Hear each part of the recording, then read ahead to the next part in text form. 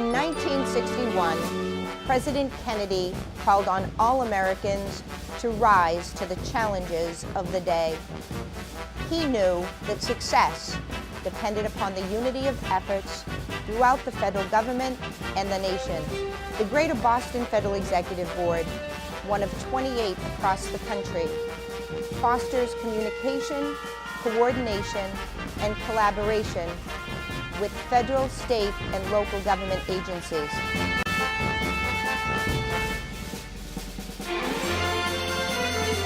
This is your federal government, and I am your host, Diane LeBlanc.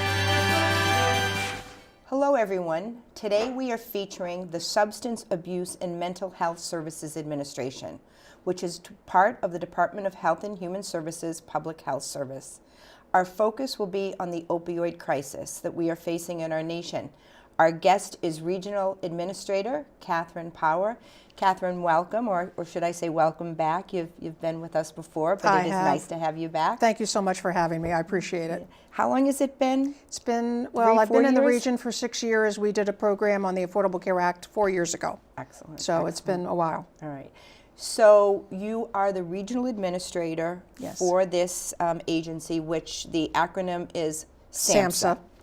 And again, for context, part of the Department of Health and Human Services, which is a cabinet level agency that has a bunch of different parts. Correct. Including the Public Health Service. Right. And you are part of that. So talk a little bit about the overall HHS mission, the Public Health Service mission, and then we'll get down to SAMHSA. Okay, great.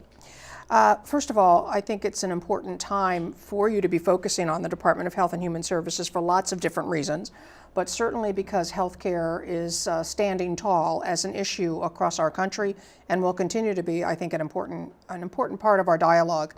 The Department of Health and Human Services has 90,000 people in it, and it's comprised of about 15 operating agencies, and those 15 operating agencies really touch every American in every phase of their health, their wellness, safety and security on things like food and water, and they certainly touch many, many, many recipients who have Medicare coverage, who have Medicaid coverage across the states. It has organizations inside like the Food and Drug Administration that protects us in terms of making sure medicines are safe. We have a whole series of National Institutes of Health across HHS, and that's really the research side of the federal government. We have a sort of a split where the research side does all of the gold standard research in medicine and in other scientific arenas under the Institutes of Health. And then we have some other operating divisions that are considered the services side, those agencies that deliver service to the American people either directly or through state authorities that are designated to receive our resources.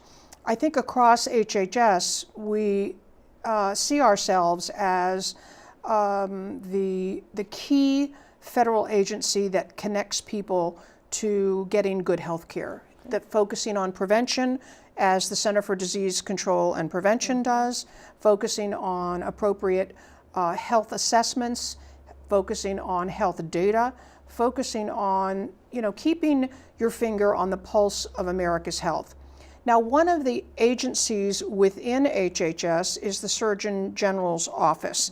That actually, Diane, is where the Public Health Service sits. We do not sit with the Surgeon General. We are on par with the Surgeon General. Okay. So the Surgeon General really is the nation's doctor. He controls what is known as the Commission Corps, which are all the Commission Corps officers that serve in what is known as the Public Health Service. That's the Commission Corps. We at SAMHSA are seen as a public health agency, and we sit across the line in terms of an operating agency. And there are staff agencies and there are operating agencies. So across the 15 programs under HHS, SAMHSA is one of the smallest. We only have 600 people in our agency. AHRQ, which is the Administration for Health Quality and Research is the smallest, with less than 600 people. And then you have other large operating service agencies like HRSA, the Health Resources and Services Administration, ACF, which is the Administration for Children and Families, IHS, the Indian Health Service. You have a CMS, the Center for Medicaid and Medicare Services. So you have a very wide swath of responsive federal agencies that have relationships with their state authorities. And that's really what we're supposed to do in the federal government, is support the states and communities. And that's really what we do. So that's really the HHS picture. At SAMHSA, we are the one agency that has the name that says what we do. And what we are supposed to do is that we are supposed to reduce the impact of mental illnesses and substance use disorders on America's communities. That's our mission. Wow.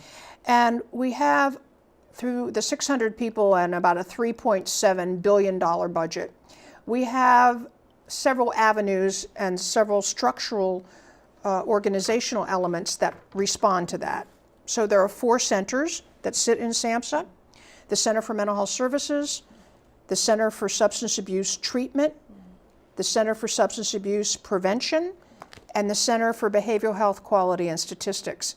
It's a very interesting agency in that we don't have one appropriation and one authority. We have 4 appropriations and 4 authorities, which means that Congress wants to be sure that they track what we're doing in mental illness, in substance abuse prevention, in substance abuse treatment, and in health data surveillance. So it's an interesting organization in that.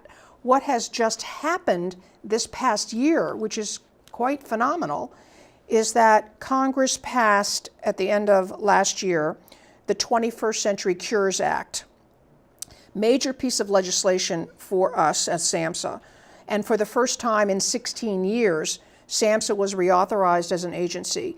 And Congress created a higher level leadership for us, which we used to have what is known as an administrator. That would be the political appointee that heads the agency. Now that political appointee is called an assistant secretary. So that bumps up that level of recognition and visibility, which I think is an important statement on Congress's part about the importance of mental illnesses and substance use disorders on America's health.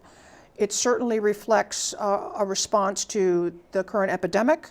It certainly reflects Congress's wish to elevate the discussion and to elevate the influence of SAMHSA in their role. And so we now have Dr. Eleanor McCants-Katz, an addictions psychiatrist, who has now heading the agency. Wow. And I think it's going to have an impact in terms of what we do in the future. Excellent. Well, that was an incredible overview. So in terms of SAMHSA, how long has SAMHSA been in existence? About 24 years. Okay. We were originally a part of the very large federal entity called ADAMA, the Alcohol and Drug Abuse and Mental Health Administration, which had all of those component parts in one giant organization.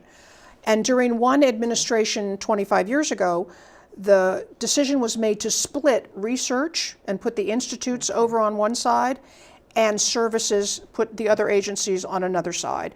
And that's when agencies like SAMHSA were born. And specifically were born either to focus on a particular population, like the IHS, the Indian Health Service, or were focused on conditions. And as I say, we're the one agency that is solely focused on looking at those conditions. Okay. So 600 employees nationwide for SAMHSA. Correct. You're the regional administrator here in what we call Region 1, which is essentially the 6 New England states. That's right. What does your staffing look like in the region? You are looking at the staff at the region. We have one person, and there was, I think, a decision made, actually at the time of the Affordable Care Act passage, was that since SAMHSA didn't have any regional presence, the then secretary said, well, we want to make sure that the Affordable Care Act is understood and expanded to individuals with these conditions, because for so long, Diane, as you know, the separate systems of the public health system and the mental health and substance abuse systems have been separated for generations, literally generations. So because each state is responsible for formulating their own mental health system and substance use disorder system, the thinking was that we needed to have SAMHSA present in the region so that we could connect with those state authorities as they made decisions about expansion of Medicaid or their Affordable Care Act or the network exchanges or all of that was going on at the time, as you remember. So it was a statement to say, we want to be sure that these individuals are not forgotten. And of course, what happened in the Affordable Care Act is for the first time, the law said that mental and substance use conditions would be considered essential health conditions and that services for those conditions were to be considered essential health benefits under the law. That was the first time in the history of America that we ever said that. Wow. So I have a part-time administrative assistant who helps me keep my act together and answer phones and get myself from one place to another. But she's a contractor and it's a very limited time. So there are 10 of us out here in the regions and we see ourselves as really ambassadors and extenders of the SAMHSA mission, but also a liaison from the very key state leadership and the governors, the state health officers, the state mental health commissioners, the single state authorities for substance abuse. We see us as the linkage to ensure that we are giving to the states the resources, the guidance, the strategic support that they need in order to address the issues as they see them. Okay. So 600 employees nationwide. In terms of the regions, key staffing, but very limited staffing. Right. So where are the other 500 plus SAMHSA employees and what do they do? Right. They are in Rockville, Maryland, and they sit in one of those 4 centers that I've talked about. So they're probably evenly distributed across those 4 centers. And generally the work that is done across, except for the Quality and Statistics Center, the work that's done there is that SAMHSA has an opportunity to support states basically in 3 ways. The first way is that we process block grants. So Congress authorizes and approves the distribution of block grants to every state. We are the agency that processes them and gets them to the states. It's all done on an algorithmic formula that Congress approves. That is the biggest block of money that we have at SAMHSA. The majority of our money goes directly to the state authorities for them to then in turn contract with providers to provide the services that they so want. So the mental health block grant, the substance abuse treatment and prevention block grant, that's the majority of that $3.7 billion. The second thing that we do, and so we process all of that. The second thing that we do is we have what is known as a discretionary portfolio. We are what is known in the vernacular as a demonstration grant agency. Congress says, SAMHSA, we'd like you to go demonstrate whether something works in terms of treatment for people with mental illnesses and substance use disorders. And they're very prescriptive. Congress is generally very prescriptive about what they want us to do.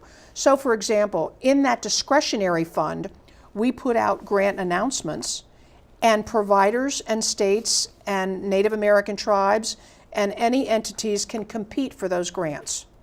And when they receive those grants, they will use those funds to demonstrate an evidence-based practice, to demonstrate a promising practice, to demonstrate what works effectively to keep people from becoming HIV infected if they have a mental illness. You know, so a whole variety of different programs that Congress says, tell us what you can tell us in a 3 to 5 year window.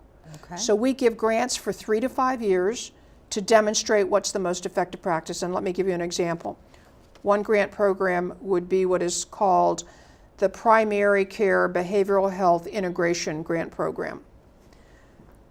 Somebody asks us in Congress, so tell me, SAMHSA, if we co-located or coordinated or put in one place treatment for both serious mental illnesses, substance use disorders, and primary care, would we increase the impact of the healthcare improvements for that individual?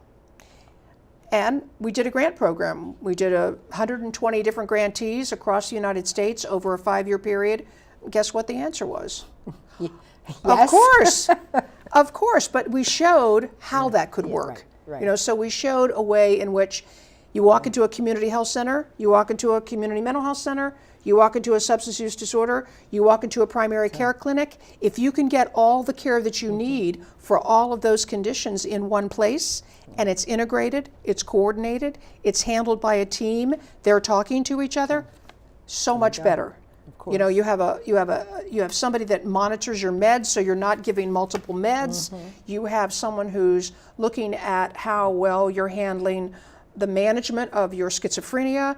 You're looking at someone who's helping to make sure you have a roof over your head. You have a case management integrated approach, which makes enormous sense. So that's an example of the kind of demonstration program we do.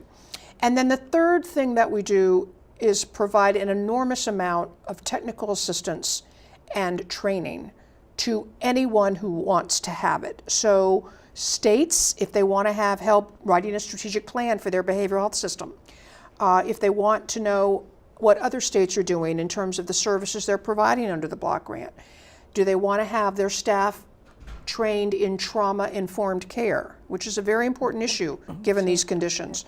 Do they want to understand how to gain, do they want to know how to create an integrated care setting? Now we have a technical assistance center that's pulled all that information from those 150 grantees, codified it, put it in a toolkit, put it in something that we can now pass out. People can, in fact, replicate what was effective.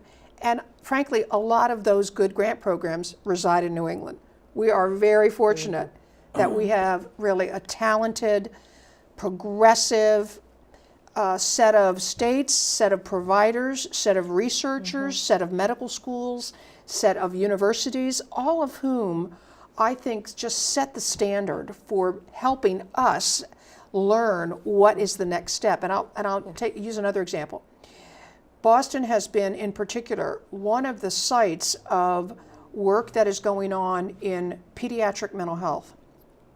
Several agencies within Massachusetts have just stepped out and taken the lead on normalizing mental health assessments in pediatric care, which, if you think about it, Diane, is just as important as inoculations. Of course it is. You know, especially when you're looking at very serious conditions over time.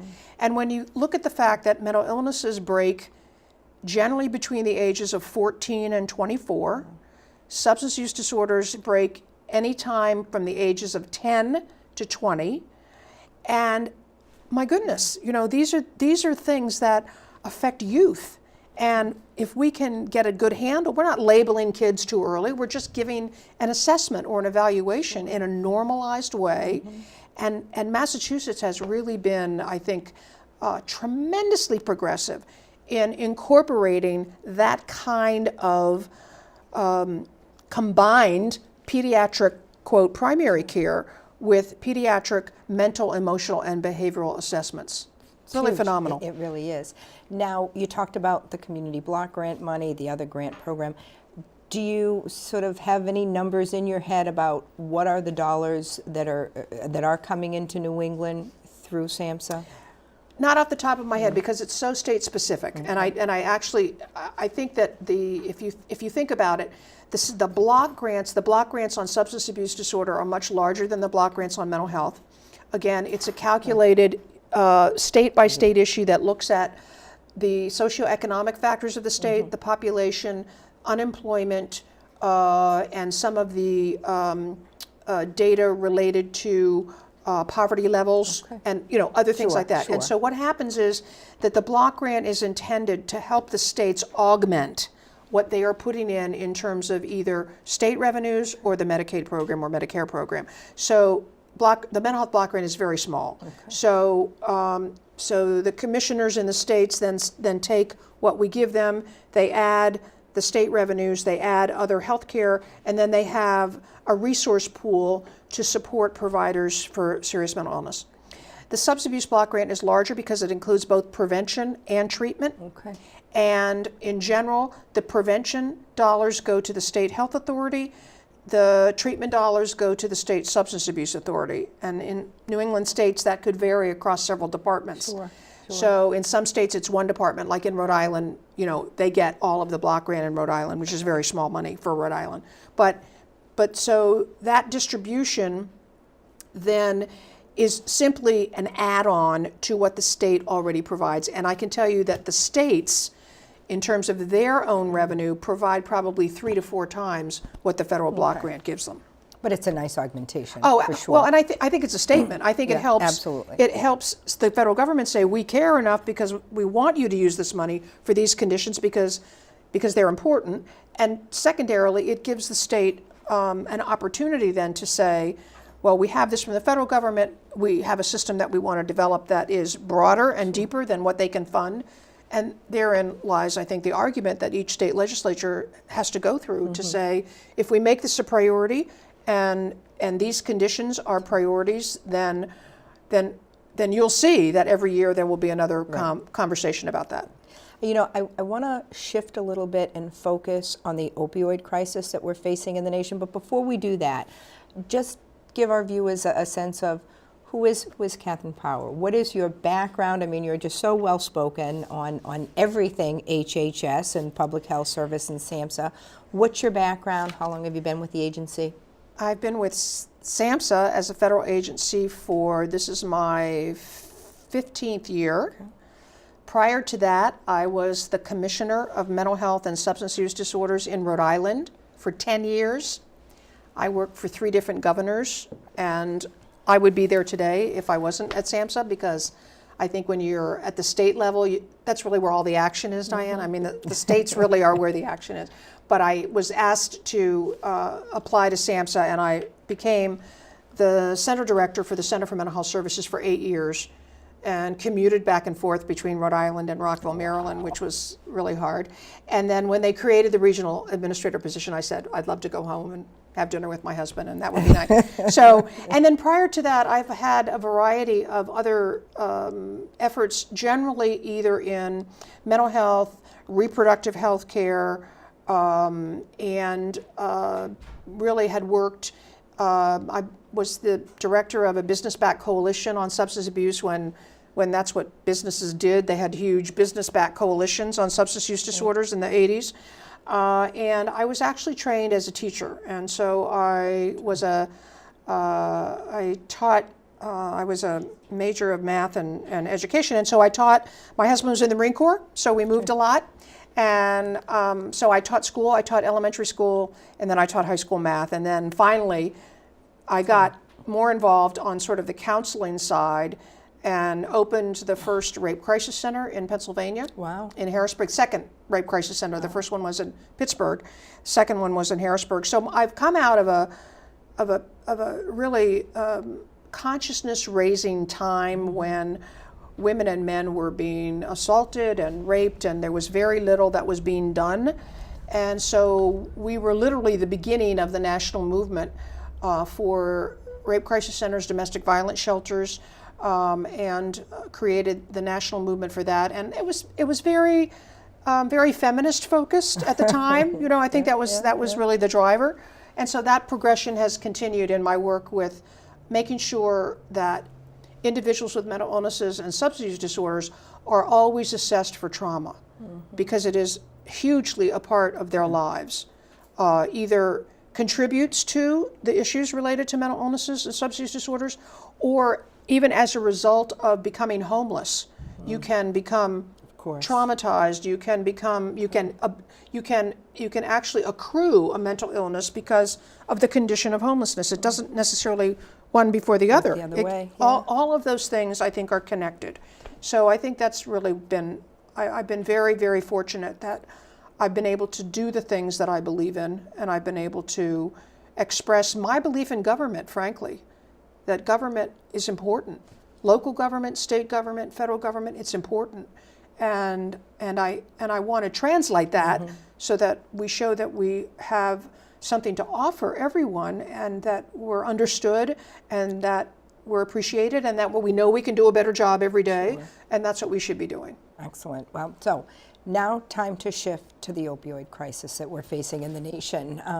I don't know any family that hasn't somehow been impacted by this just horrific situation. So the Department of Health and Human Services, I mean, what is the agency doing to focus, and what's SAMHSA's role in dealing with this? Okay.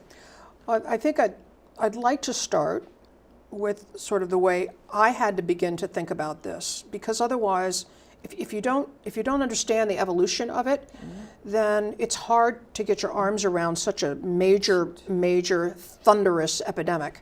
I think the New York Times called it a plague, and I think that we just don't even have words now to describe what we think this crisis is, what this epidemic is, what this plague is. And when I got here several years ago, we began to start noticing across HHS that there were some blips, in terms of data, and this region was actually the first region to begin to notice that there was some issues related to opioids. Wow. This was the first region in the United States. And Vermont was the first state 5 years ago to declare a public health emergency, because they began to notice. And sometimes that's easier in small states, because you begin to see these little blips in a small state that you might not notice otherwise in a larger state. So the fact that Vermont was the first state, and that was 5 years ago, New Hampshire basically says they can go back and start to track, starting in 1995, the explosion of prescription drugs being prescribed as opioids and the overdoses. Wow. So New Hampshire will tell you when you talk to them, we've seen this problem coming. And it's only within the last 5 to 6 years that New England as a group has basically led the nation saying, all right, we're going to pay attention to this. We're going to really do something. So every single governor in the New England states has an opioid task force, and they've been working for a while, Diane. So I know, and they've been doing a lot of different things, and I'll talk a little bit about what some of those different things are. So HHS has been watching that and talking to states and saying, certainly from my region's perspective, we've been walking along with them. HHS finally came to the decision that this was an all-hands-on-deck issue, that this was not just the communities in the states, even though it bubbled up from the communities and the states, because it really started with the medical examiners starting to take a look at deaths. That's really how it all came about. And when the county medical examiners or town medical examiners were reporting to the state health officers, and the state health officers are then starting to report to CDC on mortality data, okay, there's something going on here. So eventually, HHS several years ago said, we're going to take, this is a number one epidemic. The Surgeon General came out with his report. We had this 21st Century Cures Act.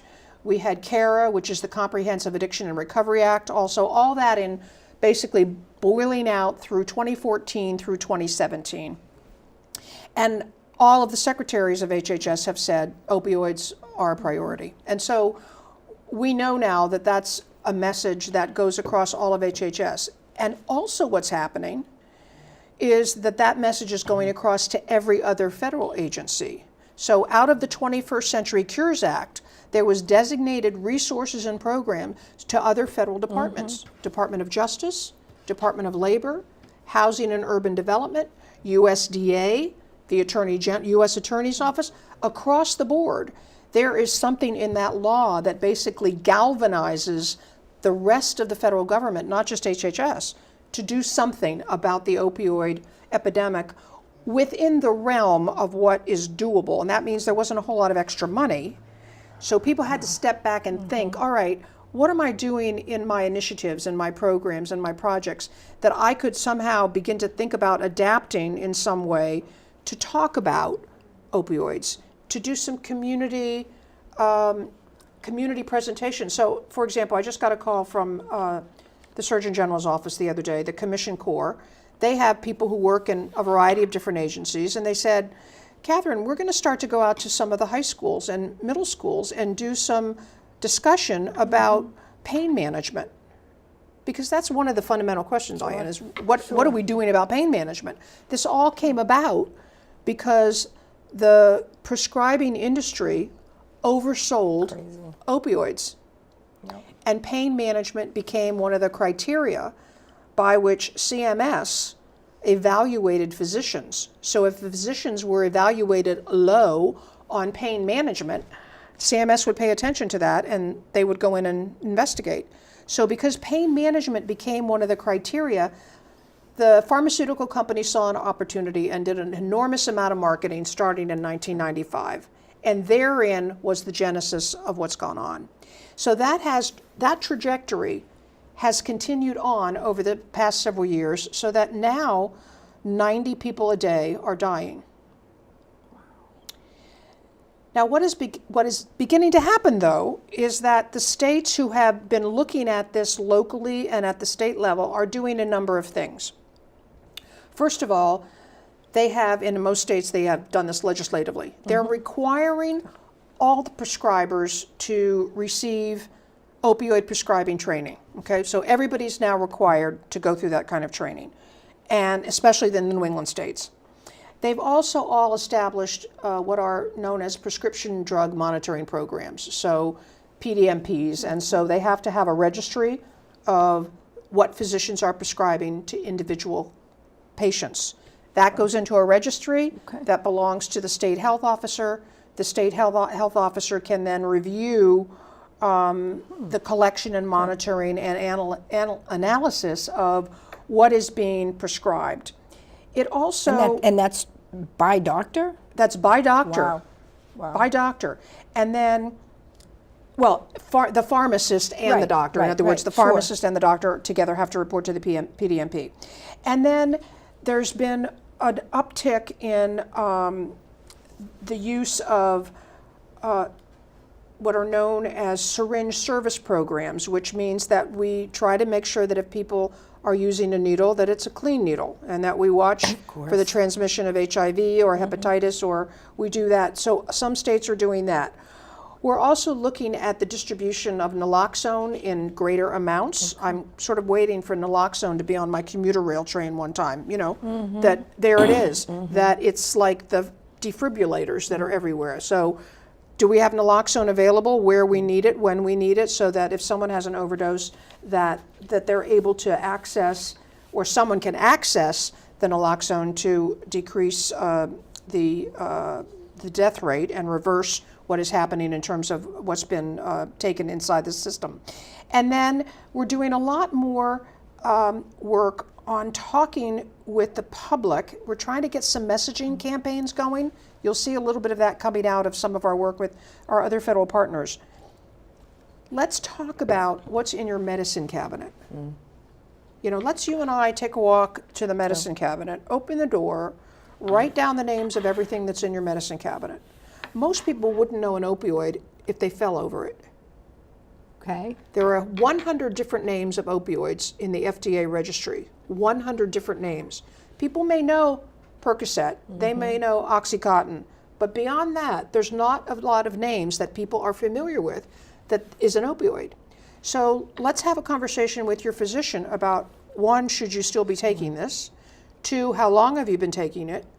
3, ask your physician what is happening in your system if you're taking it. 4, say, are there alternatives to taking an opioid? And there are a lot of synthetic alternative pain management procedures. There's acupuncture, there's meditation, there's therapy, plus other kinds of drugs that are non-opioid based. You know, people forget that when you say the word opioid, you're talking heroin. It's the same as heroin on the street. It's just called an opioid, but it's heroin. And people, logically, you know, people have not made that connection. The doctor gave it to you, it must be okay. That's exactly right. And I'm not at all saying that people who are in pain should not be taking opioids. It is a discussion with your doctor. It is understanding what these things do to your system. Because if you're on it 30 days is too long to be on an opioid. Unless you have long-term cancer pain and you need to have that. I absolutely, of course, say that that's what we need to do. But we need to ask the question, and we need to have a lot more public messaging about that. So I think you're going to see an uptick in that kind of communication coming out of the states. And I think that's going to bring us to another level. And I think also that there is an enormous amount of work going on about talking about the prevention of even starting anything. In other words, if I get a tooth pulled, I can probably get by with Tylenol. Sure. You know? I mean, there's certain things that are going to happen to me that are going to be painful. I can probably think about some ways and have that discussion with my doctor so that I'm not even exposing myself to an opioid. And hopefully that will be contributing to an overall better education about non-opioid pain management. I mean, and that's really what we're doing at SAMHSA. We're trying to make sure that all of those pieces, all of those threads are getting out. Now, the most important thing, of course, is to make sure that individuals who suffer from these conditions hopefully get into treatment. And that's hard because these conditions are very difficult to break through in terms of when are people ready to seek help is a very narrow window sometimes because of the nature of the condition. And so we're looking at states that are actually being very aggressive about putting recovery coaches inside the emergency rooms. So if someone comes to the emergency room and is treated for an overdose or a naloxone reversal, they do not walk out of the emergency room without a recovery coach next to them. Wow. Now, even if they don't walk directly to a treatment center, because often the people who have overdosed just want to go home and get away and go back to their life, that recovery coach will call them the next day or the next day or the next day and say, how you doing? You ready to start talking about your recovery? Are you ready to start taking control of yourself? Are you ready to start talking with a therapist? Are you ready to start talking to a doctor? Are you interested in looking at medication that would help you get over your addiction? So this is happening in all emergency rooms? No, this is happening in certain states. Okay. The state of Rhode Island is in all emergency rooms. Okay. Massachusetts is starting it in some emergency rooms. Okay. Vermont has started in some emergency rooms. Now, who funds that? Well, the state generally does. Okay. Or what they have is that they have an agreement that, in Rhode Island's case, they have an agreement with the advocacy group of individuals who are in recovery themselves, volunteer. And they go through training and then they volunteer. It's like a suicide hotline kind of volunteer. Sure. And so it depends. It depends on the program. It depends on the states. And in some cases, they have local groups or local provider agencies who have family members or who have people in recovery who agree to do that. And in some cases, they're actually paying clinicians or recovery coaches who work, for example, in a community mental health center or a substance use disorder, and they're on call for a certain number of hours or a certain number of days. And it's beginning to work. It's beginning to have an impact on ensuring that an individual at least gets connected, Diane, with somebody who they know cares about them and is willing to have that connection and to stay with that connection for as long as is needed to then have a buddy or a coach that's going to help people stay in treatment. Because treatment is hard and it's going to take a long time. And I think the one thing that I started to mention was this whole notion about medication. That for a very long time, the belief in many communities was that you had to be totally clean and sober in order to be considered not addicted anymore. Okay.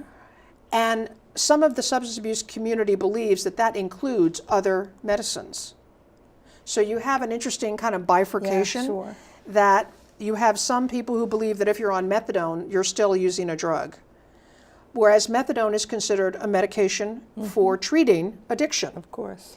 And it's the same is true with buprenorphine. The same is true with Suboxone. The same is true with Vivitrol. There's a whole host of medicines that people can take that will help them deal with the addiction. But you have to believe that that medicine is what's right medicine for you. Sure. And you have to be consulting with a physician to make sure that it's managed appropriately. And you have to believe that you're not going to be treated as if you're still an addicted person because you happen to be taking medications, which is a very interesting issue for us. It certainly is. Yes, it really is. Yeah. So we've been surprised at the fact that it's been hard for us to find more physicians who are interested in becoming skilled in delivering those medications. Wow. Now, part of that comes about because individuals with addictions are difficult patients, or can be difficult patients. And so, you know, a lot of physicians never got trained on dealing with addictions in medical school. And so you have to kind of be willing to step forward and say, yes, I'm very happy to treat people with these health conditions, and I want to get skillful about that. I want to learn how to do that. And SAMHSA provides a clinical support system for physicians who want to be engaged, and we provide technical assistance and training. But we've been really surprised by the number of people that we thought would be interested in becoming engaged with this, and they have not. They haven't embraced it. Not yet. Not yet. Not No, yet. no. Not No, yet. but I think with leadership like you have in the Exactly. New England states, I mean, your docs that are the state health officers, your mental health commissioners, your substance use leadership are out and talking with the medical schools. They're talking with the professional guilds. They're talking with people saying, you know, this is your responsibility here. I mean, you physicians are the ones who prescribe. So you have to be part of the solution. Talk a little bit about inpatient treatment programs nationwide here in New England. I mean, I hear from time to time, speaking with family members, can't get my kid, can't get my loved one into a treatment program. Right. When I needed the program, there wasn't weren't a there. bed available. Right. So, I mean, Well, that's true. That is, where are we at? it is a true issue nationwide that over the last several years, probably over the last 10 to 12 years, there has been a decrease in the number of psychiatric beds available and a decrease in the number of general inpatient beds available across all hospitals, but particularly across psych hospitals, whether they were privately operated or publicly operated. Now, why is that? Well, part of that is because healthcare dynamically is changing so much, and inpatient care is more expensive, and therefore it's one of those areas where there is a limiting factor that's contributing to where will people go and how long will you keep people in the hospital and for what reason. So there's been this growth in sort of outpatient surgery. There's been this growth in outpatient procedures. There's been a growth in more of an emphasis on shorter term treatment duration. I remember the days when I was Rhode Island Commissioner. It was nothing for people to go into a substance abuse treatment facility for months at a time. You can't find that anymore. And you can't find it because economics is driving this. That's the first thing. Secondarily, you do have some programs that continue to provide inpatient, but generally it tends to be shorter inpatient with a more intensive outpatient. Okay. So if there are individuals who cannot get into an inpatient program, then there are ways that we can find that, but you have to find it. You have to work to find it. It's not like it's advertised. So if you know people, Diane, that need an inpatient psychiatric facility or an inpatient detox or an inpatient substance abuse disorder, service system, SAMHSA can help find that. How? Well, we have. What do they do? If somebody's watching and, Right. and they're an addict, or they're a family member Right. of an addict, Right. and it doesn't matter which way they turn, they don't feel like they're being helped. Right. Where do they go?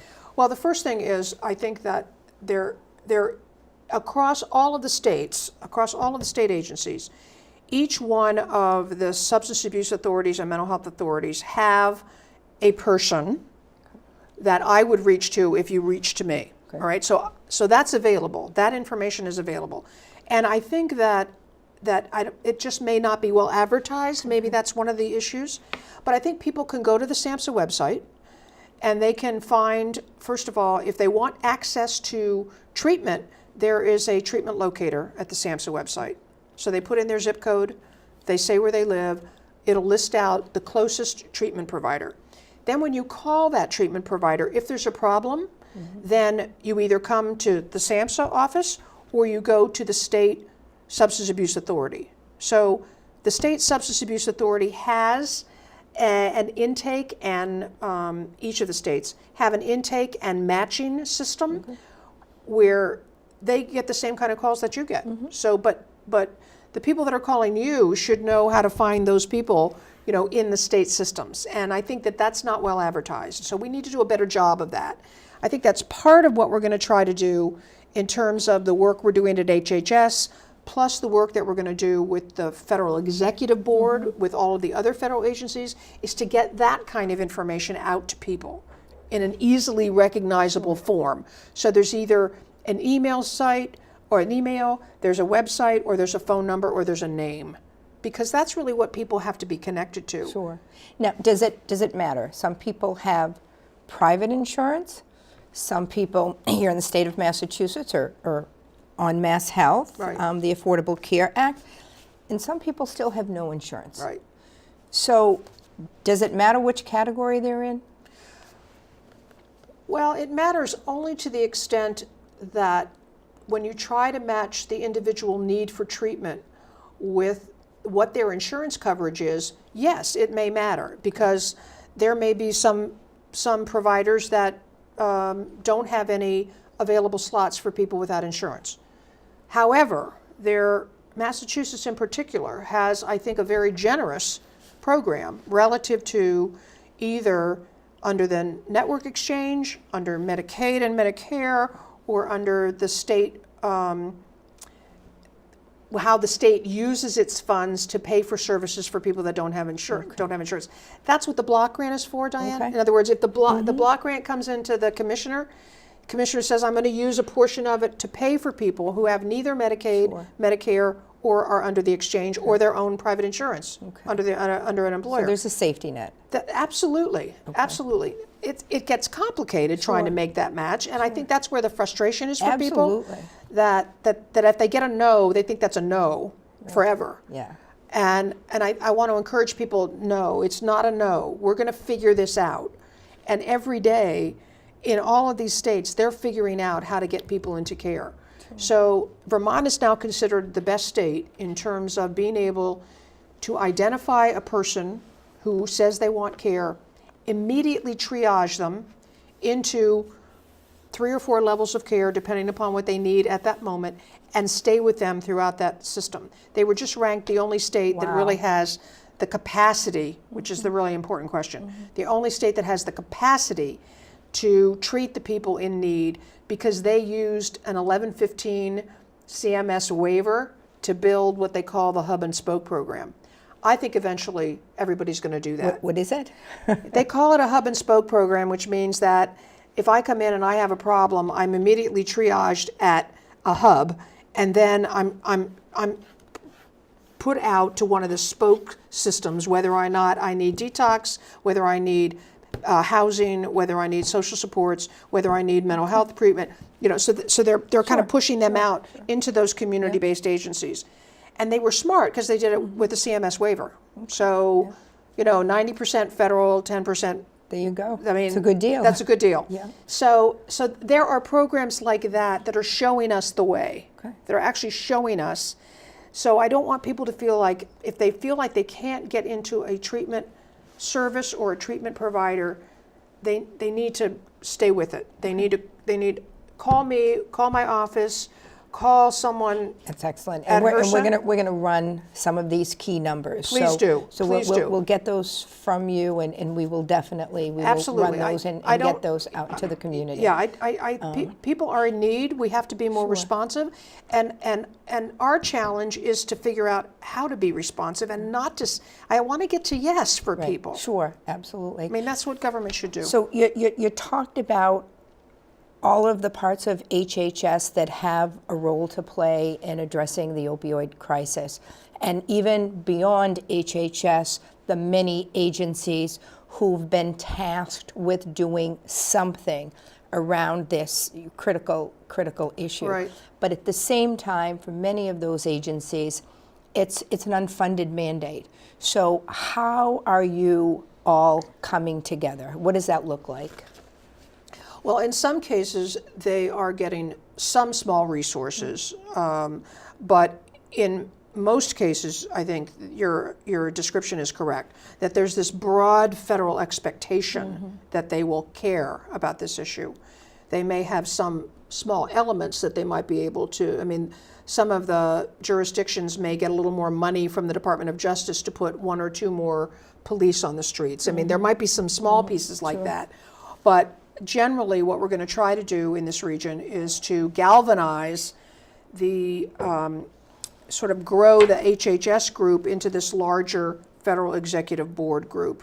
And that will be under the leadership of Kim Ainsworth at the FEB and shared with John who's the regional director at HHS. So with that kind of leadership, we then have all the federal agencies, and at the first meeting we had last October, there were 38 federal agencies. So that's a lot of agencies that can bring their person power to bear. Sure. You know, they may not bring money to the table, but they have agents, they have staff, they have programs, they have initiatives that somehow we can shape or we can try to influence so that they're being responsive.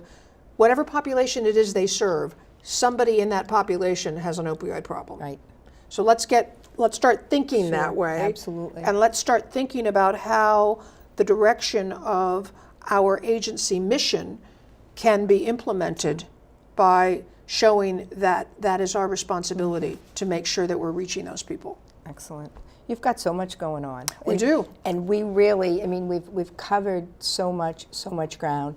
Are you seeing an impact yet of what you're doing? Yes, actually, we just got some good news out of Rhode Island and Massachusetts that they have begun to see, a downtick in the number of overdoses, a downtick in the number of deaths, an uptick in the number of people that are walking out of emergency rooms with a recovery coach, and we're beginning to see a little bit more understanding from a broad public education standpoint that people understand that this affects everyone. I mean, I think people are finally beginning to say, oh my gosh, it's not just X, Y, Z people over here, it's everyone. It is everyone. And I think people are beginning to see that we have to be careful about what is being imported relative to some of these toxic compounds from other countries. So even folks like the post office are now checking things that are being mailed to people across into our domestic space from other countries because a lot of this heroin and fentanyl are coming from other countries. Sure. So let's look at the roots about how they're coming into other countries, how are they ending up in Boston, and how are we then going to let people know and be educated about how do you know that what is in that packet isn't going to kill you?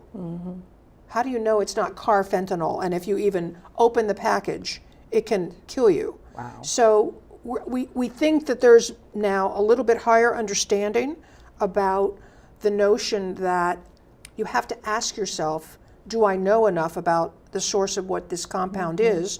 Do I know enough about what's in this opioid in my medicine cabinet? And I better do some checking on that. Sure. So everybody has a role to play Absolutely. here. Everybody has a role to Absolutely. play. Wow. Is there anything that we haven't covered that you really want to share with our viewers? Well, I think the one piece of information that I hold in my heart is that because New England was the first region to recognize this and start working on it and really challenging it, I think they're going to be the first region to conquer it. Wow. That's encouraging news. I hope so. That's encouraging news. I hope so. Excellent. I have to tell you, thank you. Thank you for your federal service. And, thank you very much. And for what you're doing around this issue.